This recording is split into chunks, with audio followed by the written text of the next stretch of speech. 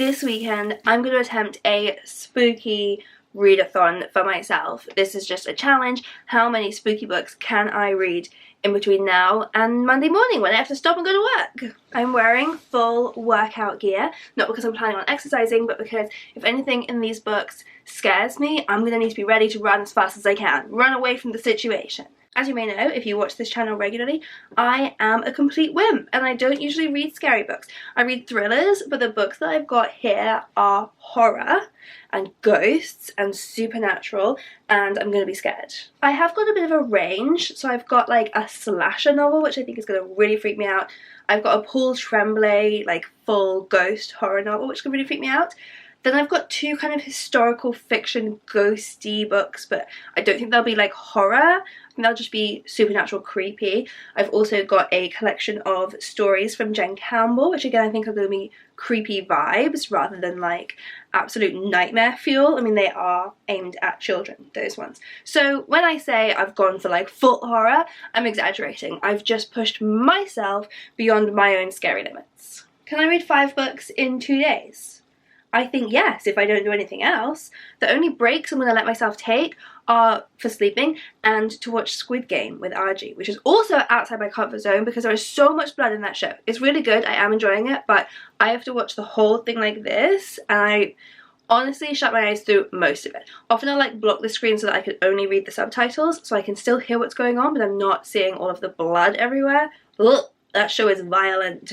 Okay, I'm going to light a candle. I'm going to light a wax melt actually. I've got a really nice stack of melts that one of my Patreons, Claire, sent me, which was so sweet. I actually combined 2 scents. So I've got a really cozy one called Autumn Reading, and then I also have one called Pumpkin Patch, and I've mixed those together. And I feel like pumpkins is giving us the spooky Halloween vibe we're going for. Cozy Autumn Reading will maybe be a little bit soothing for me because I'm a real scaredy cat. Ooh! I'm going to ease myself in with Jen's stories before I start on one of the really dark ones.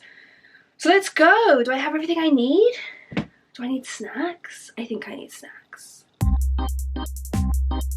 It already smells so good. Okay, this is The Sister Who Ate Her Brothers by Jen Campbell. Illustrated by Adam D'Souza. I'm so sorry for talking with my mouth full. Oh my god, there's spiders on the contents page. I'm already scared. Jen, you creepy lady. Is that? Oh my god. These illustrations are terrifying. Oh. Ugh, chills. Oh, that story was actually really nice. Oh, that one wasn't. There's a giant spider. There's a giant spider in this story. It's got pincers. It looks like that. Whoa, okay. Oh my god.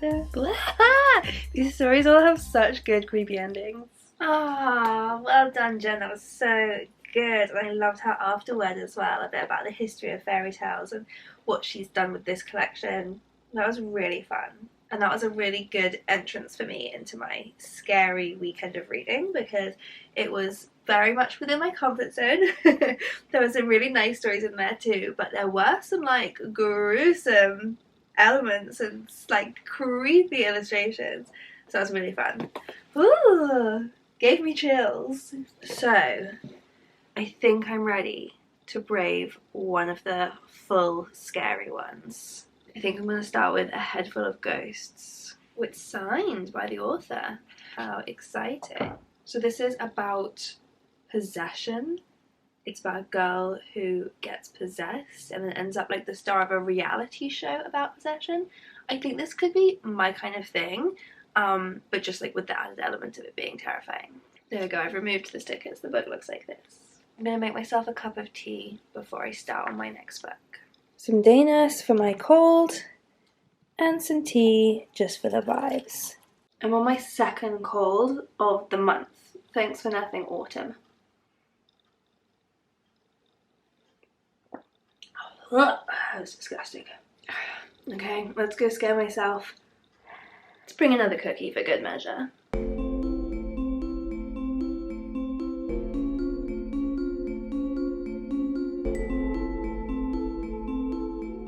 Okay, I'm really enjoying this already. It's very foreboding, so it's set 15 years after something happened, but we don't know what it is. But this woman has just gone back to her childhood home, and it's like this famous house, and it's very creepy, and people come and like steal paint chippings from the walls because everyone's so obsessed with it. And then we also get a blog post, someone deconstructing this 15-year-old famous reality TV show. And I think this is going to do the same kind of thing that, obviously very different genre, but books like Evelyn Hugo and Daisy Jones, or on a more similar genre, books like House of Leaves, things where it's talking about this famous thing that doesn't actually exist in our world, but it makes me really want to look it up. Like her describing that first pilot episode, I really want to go and watch that show now. This is a scary, scary book, and I'm glad I'm reading it in the daylight. I would be freaking out if it was dark outside right now. But it's now lunchtime, so I'm going to walk into town and pick up some chips from this really nice chip place near the station. So I've just got this on audiobook so I can keep listening.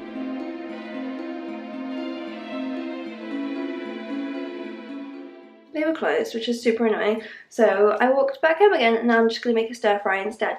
As I walked into the kitchen, I took out one of my AirPods and I dropped it into the cold cup of tea that was still on the table. But it's fine. It still works, thank God, but that was very stressful. Okay, I'm going to keep listening to the spooky, spooky audiobook. Honestly, the bit that I was listening to on the way to the closed chip place was so, like, it was the first, it wasn't even super gory, but by my standards it was, ugh. So that was really difficult to listen to in public. Oh my god, nope, nope, nope.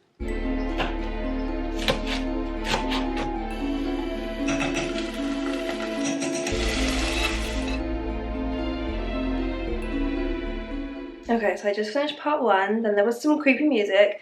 It's horrific, but so far it's reminded me of like The Exorcist, the movie. It's that kind of thing, and I think that there is going to be, it's going to dive deeper. It's going to be more of psychological horror, that this girl is actually mentally ill and then like not being looked after properly. That's my prediction of what this is going to be.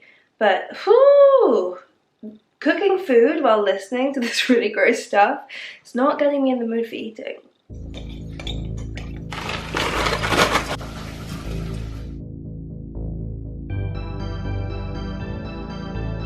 Who needs chips anyway? Okay, I'm switching back to the physical copy and switching locations for part 2.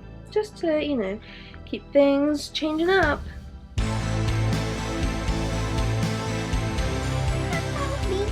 This is really scary. I think there are lots of deliberate horror references in here. So there's obviously all the exorcism references, but they also talked about yellow wallpaper at one point. There's a doctor coming over called Dr. Navidson, or Navidson, that's the name from House of Leaves. There's probably loads more, and I just don't know enough horror books and movies to recognise them all, but I'm sensing a little theme. It's a little tongue-in-cheek movie. I'm relocating, so Arj can play on the Switch downstairs. It's time to set up my full cozy sitch up here again.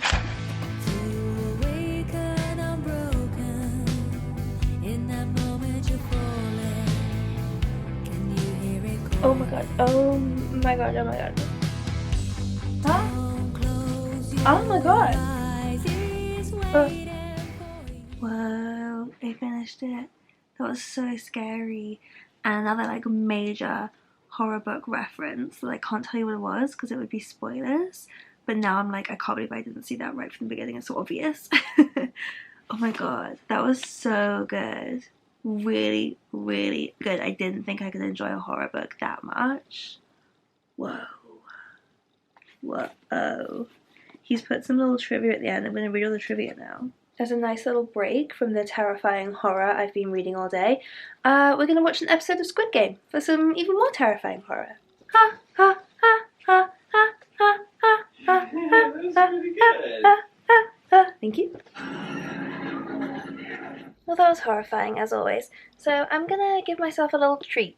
I hit myself again. Every time I film vlogs, I always hit myself with books. That's the real horror story here.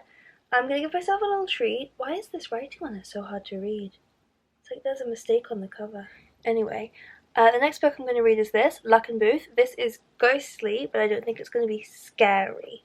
It's about the devil's daughter, and it spans like 100 years. I think it's going to be strange, but I don't think it's going to give me nightmares. Fingers crossed! I think this book's going to be a little hard to get into, but I'm still intrigued where it's going. We're jumping around quite a lot between characters and also between decades, so I think once I get into the swing of it, I'll enjoy it more. Okay, so I finished part 1. I'm taking part 2 up to bed with me. Ooh, finally we're meeting a new character. So far we've just been jumping back and forth between 3 different characters, and I was kind of like, okay, but where are the rest of them going to be? Because I know it's going through like all 9 floors of this building. But here we go, we're meeting Ivy Proudfoot from the 40s. I think I'm going to enjoy this book more as it goes along, because each character we meet is a decade later. So far we've been in like the 1910s, 20s, 30s.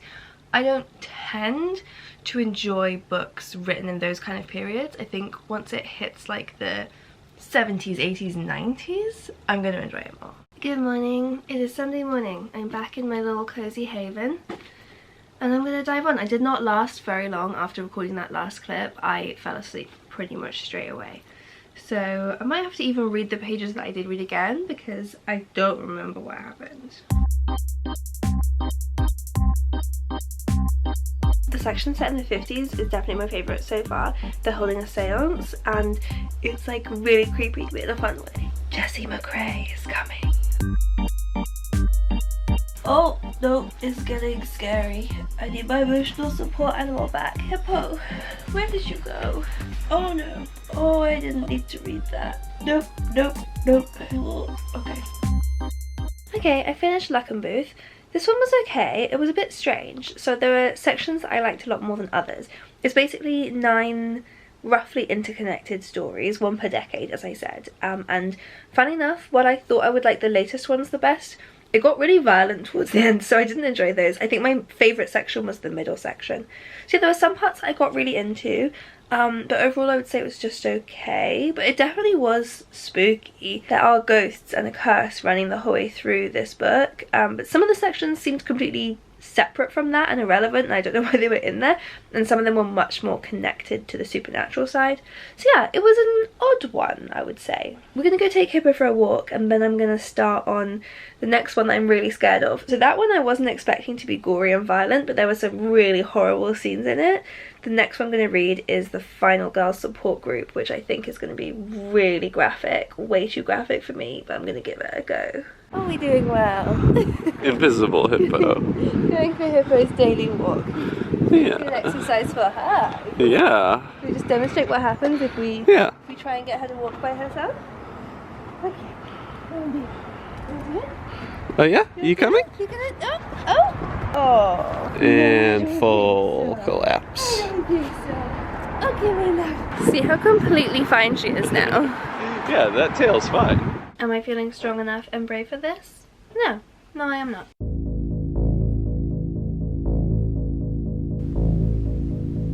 I've got some protection. Archie is here, playing with his Switch on the floor next to me, so nothing can kill me.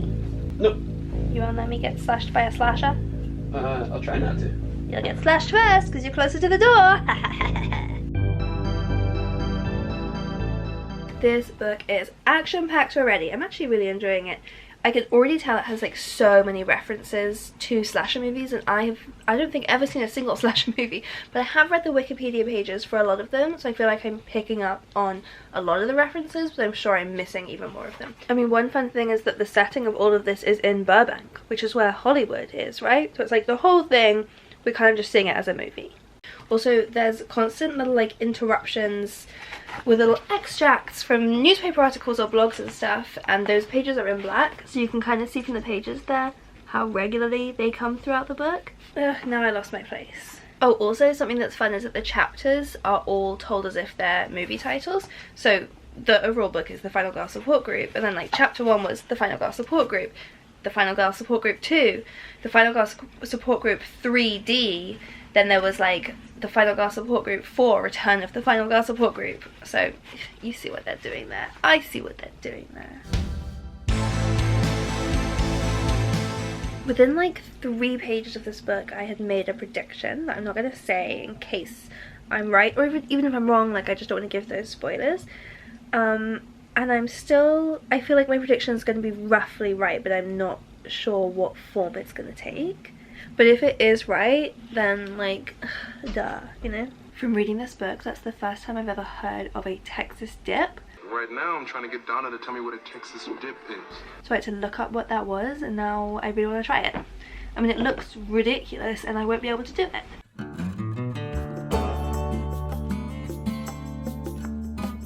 Okay, but how the fuck did you get back up again?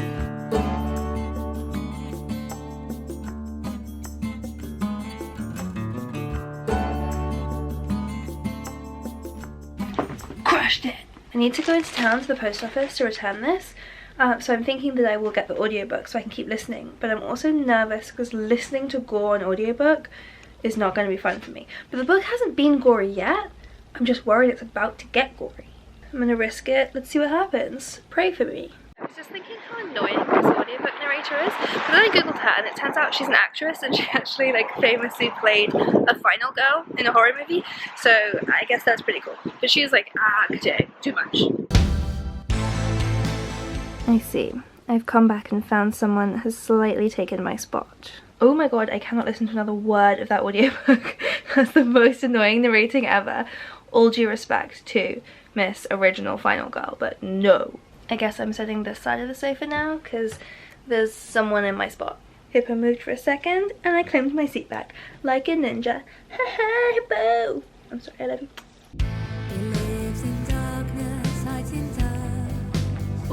What's happening? Oh. Okay, so the twist that I guessed has happened, but I'm only halfway through, so it's obviously not going to be the actual final twist. I'm enjoying this book so much. As someone who is always way too scared to watch slasher movies, but like loves the concept of horror movies in general and will always like read the plot synopsis on Wikipedia just so I can feel like I was there, this is perfect for me. It has not been too gory yet. There's been a few like moments, but it's mostly been fine, and I'm getting like all of the fun and all of the like campy slasher movie vibes without having to shut my eyes the whole time. So far I've had 3 inklings that have come to me at different stages. I have been proved right about the first 2. I haven't yet been proved right by the last one, but I don't want to say too much without spoilers. I just flicked back to check something and accidentally came across a clue that I hadn't picked up at the time earlier, but now that I've seen it I'm like, oh yeah, I am 100% right. So I've guessed everything so far. I am so clever. That is not like ruining my enjoyment of this book at all though. I think this book is fantastic. I never would have predicted I would like that this much. Oh, okay, just guess something else. I'm a genius. It's kind of getting too dark to read, but it's also too tense for me to stand up and turn on the lights, so we're gonna have to make do. Okay, made it through the tense part. Now I need the light because I'm struggling. I loved that. Who would have thought that the 2 books I was the most scared of reading this weekend, I've absolutely loved both of them. This one really was not too gory for me at all. Yeah, it was just so much fun. It like was a real homage to, but also subverting a bunch of horror movie tropes. And I know that that's like pretty common in horror. I feel like all horror these days is kind of meta, but I just thought it did a really good job. Fair, I haven't read that much horror, so I don't know how different it was, but I really enjoyed it. I thought it was really, really good fun. Hated the audiobook, but loved this book. So thank you so much to my colleague Andy who sent me this one. This was great fun. It's now 6:30. I do still have one more book that I said I was going to read this weekend. I don't think I'm going to read a whole book, but I might as well start it, you know? That was another of the ones that wasn't too scary. First, it's time to traumatize myself some more with another episode of Squid Game. Okay, so I took a little break. The episode of Squid Game that we just watched was episode 6, so anyone who's watched the show will know that was a slightly traumatic episode. So I took a little break, but now I'm ready to continue my spooky reading. This is the final book. It is now 9 o'clock. I'm in bed early, but you know, it's a Sunday night. This is Himself by Jess. It's more gothic than horror, I think. I'm intrigued. It's got really good reviews.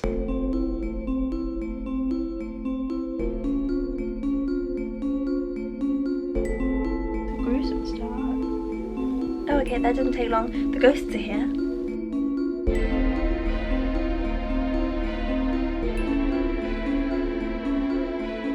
Okay, I think it's time for sleep, and this feels like a good place to stop because it's not particularly spooky, so it's not going to give me nightmares at this point.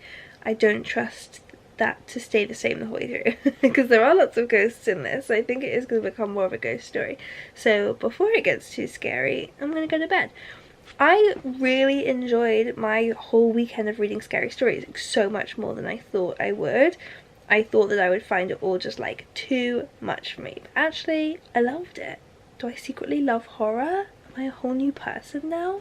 Let me know in the comments below if you've read any of those books, or if you have any other horror recommendations that you think I would enjoy, anything that's not too gory. None of the books I read this weekend actually left me with that like scared, skin crawly feeling of when you're like scared to get out of bed in case something grabs you, and I do quite like that sometimes. So I think if you have any suggestions of something a little bit scarier than any of the books I read in this video, not gory but just like anything a little bit more goosebumps creating, I would love to give them a try.